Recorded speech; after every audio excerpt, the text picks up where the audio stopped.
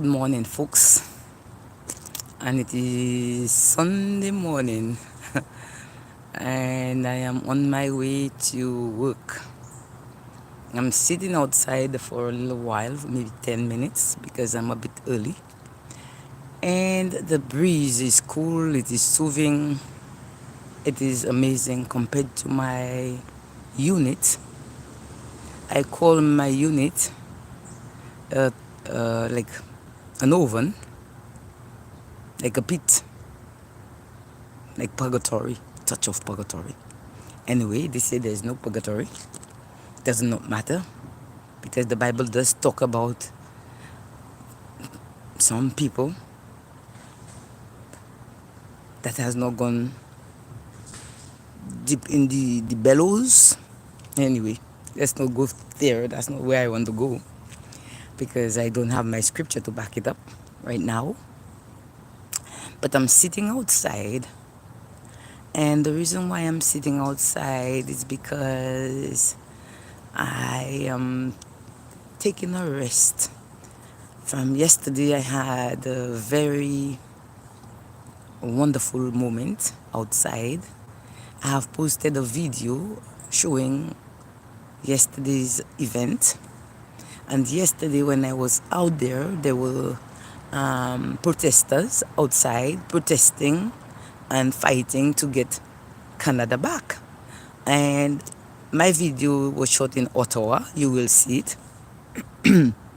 My voice is raspy and hoarse. You can hear it. But I've been going to the streets, and I've been proclaiming and declaring the works of God. And that's what I was called to do. I started it in Toronto, and then I kind of left it. I kind of isolated myself for quite a while because of events that I've mentioned also on my YouTube. Things that were beyond my control, things that were of darkness. But in this time and this period, as I move with the Spirit of God, and as I move and begin to do what the Lord said to do, because when I went to Florida and came back on the bus, the Lord said to me to come back to Toronto, because the deal was with me was to stay in Florida for a 3 long year of teaching, or what do you call it, Bible lessons, or whatever it is. I was trying to get deep into the Christian faith and Christian teaching. And I was kind of disappointed because they wanted me to wait beyond my stay so that I can get the schools to complete approval. So I came back, although I have a scholarship with them. I came back, and on my way back to Toronto, I guess this is what the Lord wanted, but that's not what my heart wanted. And I was taken into a trance, and the Lord said to me to go back to Toronto and lobby and lobby and lobby. And since after I came back to Toronto, instead of doing any lobbying, things got darker and darker, and I kind of went into my own banishment. And then I moved to Ottawa. And when I moved to Ottawa, things became so nasty in Ottawa because I moved into an apartment. And the apartment is an apartment of wickedness, where the only place there that was in the apartment, that only room in the apartment where a Christian reside was in my unit 8. And when I moved to Ottawa, everybody in the apartment had the key to my door, to my unit, and Every time I go out, I knew somebody was coming into my unit because they would leave a stench behind, because they would come and perform witchcraft inside of it. So what I did was, I had the strong sense that something was wrong with my keys, until I had a revelation that the 2 keys they gave me, only one was working, and that one key was for the front door and it was for my unit. So I sent out several requests concerning that, and they were not making any changes until I threatened to I threatened in an email, and that is when they came to change it. But even as they change it, I knew that they're still coming in. And when I knew they were still coming in, I still spoke about it, and they can hear me because they're watching me. I'm on the tight surveillance. So they realized that I knew that they were watching me, and I don't knew that they were coming into my unit. So now I can say they're still coming into my unit, but not with the intensity that they used to come. And one of the things that happened that forced me into sending that email was that a woman walked in on me in the unit with a key. She opened the door, she knocked and she knocked and she knocked, and I didn't answer because I was not expecting anybody. So I was wondering who is knocking, but I didn't think it was my unit the person was knocking on. So when I didn't answer, she opened the unit and she's walking in. And I said, "Who is this?"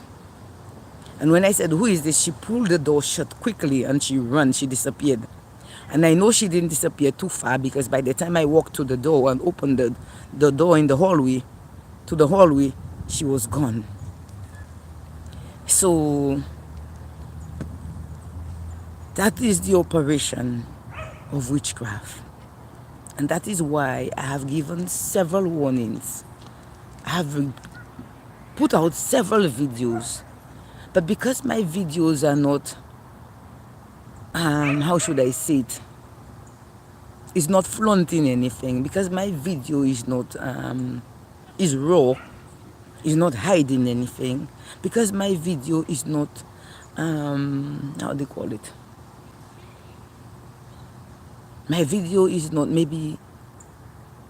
is not coming out with a fake love, because I don't have it in my being to pretend. I can't pretend, and I can never pretend. I've never been the one to pretend. So because I don't pretend in my video, I guess nobody's watching it, because it does not appeal to them. And as you can see right now, check my outfit. I'm in a headband all the time. So anyway, folks,